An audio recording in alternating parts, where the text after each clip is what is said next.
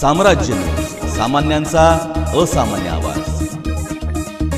राज्य आपत्ती व्यवस्थापन विभागानुसार राज्यात मेघगर्जनेसह वादळी पाऊस होईल। हा पाऊस मुख्यतः दुपारनंतर पडणार आहे।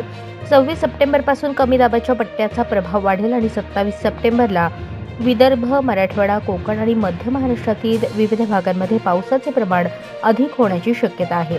काही भागात मुसळधार पावसामुळे जनजीवन विस्कळीत झाले आहे।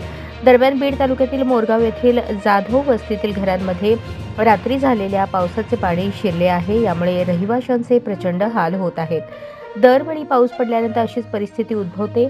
अहमदपूर अहिल्यानगर महामार्गाजवळ ही वस्ती असून रोडच्या कडेला नाला तयार न केल्याने पावसाचे पाणी लोकांच्या घरात घुसत असल्याची परिस्थिती आहे। विदर्भ व मराठवाड्यातील काही भागात दुपारनंतर पावसाचा जोर वाढण्याची शक्यता आहे।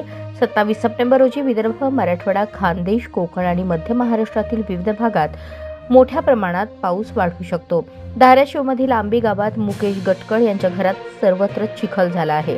घरातील सामान अस्ताव्यस्त अवस्थेत पडले आहे। मुलांची वह्या पुस्तके देखील पाण्याने भिजली आहेत। घरात चिखलाचा खच तयार झाला आहे।